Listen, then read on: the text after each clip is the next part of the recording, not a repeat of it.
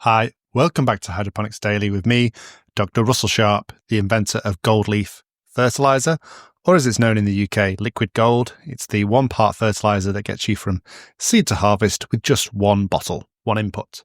Today, I'm going to be talking about whether IKEA failed or succeeded with their hydroponic play. So, it was in 2016 that IKEA launched a range of hydroponic pieces of equipment that could be used in the home. And at the time, it was thought that this was going to be really good and it was going to be bring on hydroponics in the home and people were going to be growing their own vegetables. And I think it was really well executed. The kit was of very high quality and I loved it personally. And it was a plastic tray with inserts for rock wool plugs and then a really nicely designed irrigation spout, and then you would put your fertigation solution in and then you would grow your seeds. And so they had various accessories. So they had a propagation unit, they had an LED light, they had sort of containers that could go around it, and they sold the fertilizer as well. Now, I'm not sure what was in the fertilizer. And when it comes to these sorts of units, the fertilizer is normally the weak link. Certainly when it comes to like the Miracle Grow hydroponic unit that you can buy or you could buy, that was always the weak link when you looked at the reviews on, say, Amazon. And so it was launched in 2016. And the thing about it is that the sort of surrounding thing that made it look pretty in your, flat or your house, that was very expensive, and the lights were very expensive. But the actual hydroponic units were sold, I think, as a loss leader because they were ridiculously cheap. And I sort of cottoned onto this fairly early, and I realized that you could use multiple ones of these as sort of experimental units for developing hydroponic experiments and formulation experiments. And I would go into IKEA and I would literally carry out 40 hydroponic units at a time because they were like a couple of pounds each, a few dollars. And yeah, I must have cost them a fortune in 2016. And then I was doing things like running trials with sports turf. We were doing a lot in sports turf at the time. And I would make up a fertigation solution with every essential nutrient minus one in each of the trays so that we could look at the symptoms and document the symptoms of deficiency in each of the trays. I also set it up so that we could have 40 of them as an ebb and flood system. And I've still got these trays. They're still really good. They're still going a good 9 years later in my greenhouse. They're a bit dirtier than they were in 2016. The propagation units were not as good. They also sold the rock wool plugs in IKEA as well, so for a while. And so I thought it was really good. And I think it might, they don't sell them anymore, but to say it's failed, I think would be a bit harsh. I think it got people into IKEA that wouldn't have been going into IKEA that day.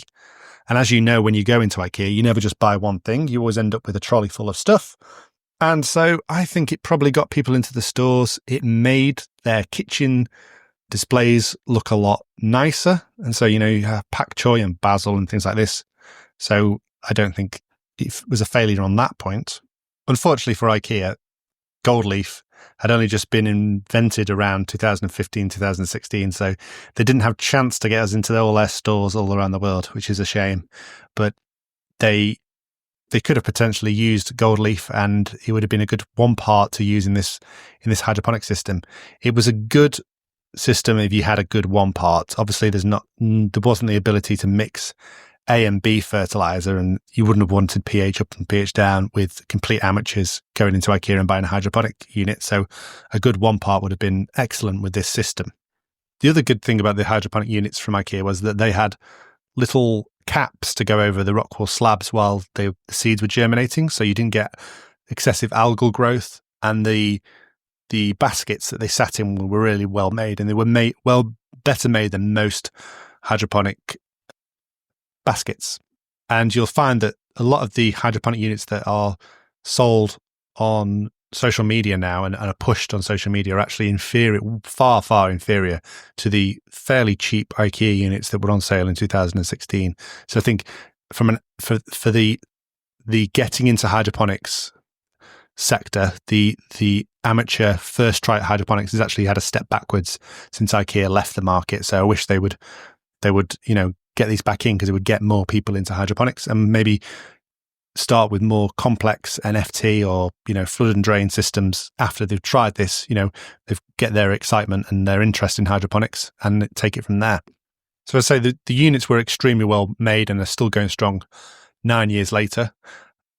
Often IKEA gets a bad rep when you go, I often call it when you go through the furniture bit and you go down the levels, and between the basement warehouse level and the show homes, you get the house plants. I call that Spider-Man Alley, because you've got so many houseplants that have been imported on Danish racking. And if you're a hydroponic grower, I would definitely have a shower once going through the valley of spider mites, that corridor that leads you through. I think you want to be careful. A lot of the plants can get some pretty bad pests and diseases. Not the fake plastic plants though, thankfully. Also of note, in 2016 in IKEA, they started selling bicycles. I think it was 2017 or maybe a couple of years later. And this was another one that was like a new novel thing. They tried their hand at it, see if it would work. But at the very least, it got people into the stores. And I bought one of these bicycles because I thought I'll be an early adopter. It'd be like the first iPhone. And I bought this IKEA bicycle and all the accessories. And it was good because it had a belt drive system. It was a one-size-fits-all bicycle. It had like auto gearing as well, so you automatically go up and down the gears. So in theory, it was good. It was a bit rubbish though. And after about 6 months of me using this bicycle, I just take it on trips around the country, went on the Thames in London on it. It actually got recalled because of people have been like having serious accidents with this bicycle. And so I got all my money back. So that's another case of where IKEA didn't make much money on me at all. So the first one was when I bought all the Lost Leader hydroponic units in bulk, about 100 of them. And the second time is when they had to give me my money back for the bicycle that I'd actually worn into the ground. So yeah, I don't see many new and novel things coming from IKEA, but if you could bring back the hydroponic units, then that would be a great thing. They were called, let's have a look. What were the units called? Something like Vaxa or something like that it was.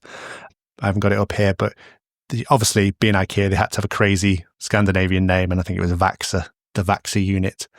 So you could have a Vaxa unit on your Billy bookcase and have an LED light. So if you've got one, if you're still using it, drop a comment below or message us and see if you've had any particularly good successes with the IKEA hydroponic unit. How did you use yours, and any tips and tricks for utilizing it?